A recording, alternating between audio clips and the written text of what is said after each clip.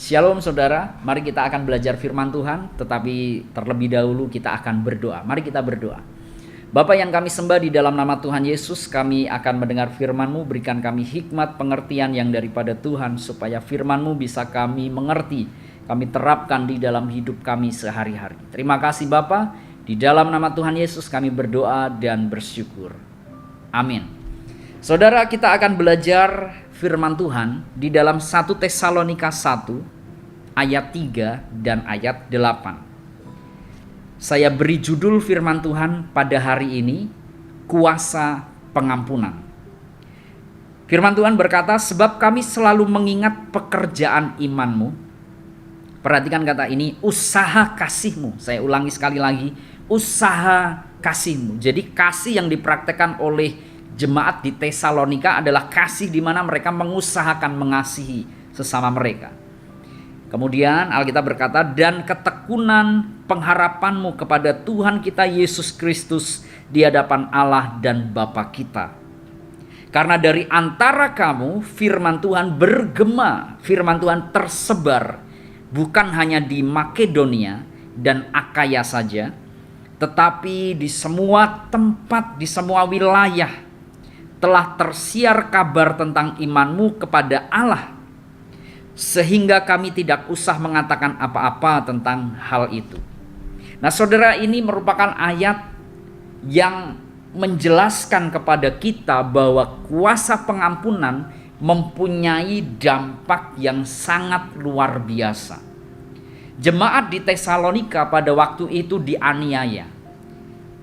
Karena mereka mengikut Yesus, mereka dianiaya, mereka ada yang dipenjara, mereka ada yang dirajam batu, mereka mengalami hal-hal yang tidak enak. Tetapi ketika mereka dianiaya oleh karena iman mereka, Alkitab berkata di 1 Tesalonika 1 ayat yang ketiga, Alkitab berkata mereka terus berusaha di dalam kasih. Artinya, ketika mereka dianiaya karena mereka Kristen, ketika mereka dipenjara karena mereka mengikut Yesus, ketika mereka disisihkan, dimarginalkan karena iman mereka, mereka tetap mengasihi orang-orang yang jahat dengan mereka. Bahkan jemaat Tesalonika juga mengasihi para rasul yang waktu itu melayani dan singgah di tempat mereka. Bukan hanya menyambut atau menghormati para rasul, bahkan memberikan akomodasi bagi para rasul di tengah-tengah kekurangan mereka.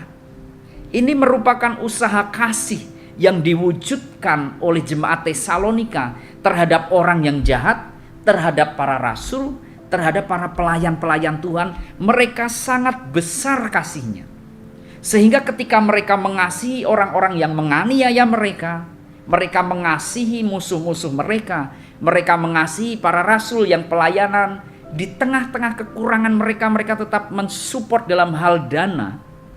Alkitab berkata bahwa perbuatan kasih jemaat Tesalonika itu mempunyai dampak yang luar biasa terhadap penginjilan. Di ayat yang ke-8 Alkitab berkata seperti ini, karena dari antara kamu firman Tuhan tersebar atau bergema, bukan hanya di Makedonia dan Akaya, tetapi di semua tempat. Nah saudara, menurut Rasul Paulus, karena jemaat Tesalonika ini menjadi teladan kasih, mengasihi musuhnya, mengasihi para rasul di dalam pelayanan, sehingga kasih yang mereka lakukan ini membuat Injil bergema di Makedonia, di Akaya, bahkan di seluruh tempat. Ini penginjilan teladan kasih saudara. Kita sering mengenal bahwa penginjilan kita lakukan one on one dengan orang lain, dengan berkata tentang keselamatan, dengan berkata tentang firman. Kita sering mendengar bahwa pelayanan penginjilan kita lakukan dengan penginjilan orang-orang. Tetapi di jemaat Tesalonika mereka mempunyai model penginjilan yang berbeda, yaitu dengan tindakan kasih.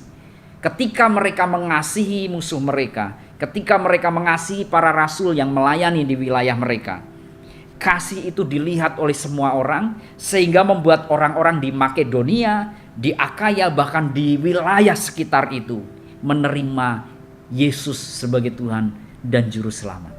Nah saudara, ini kuasa dari pengampunan. Ketika kita mengasihi, ketika kita mengampuni orang yang menyakiti kita, dan orang lain melihat tindakan kita, maka ada pertobatan besar, ada gelombang pertobatan, ada gema pertobatan yang terjadi kepada orang-orang di sekitar kita yang melihat kita mengasihi musuh-musuh kita.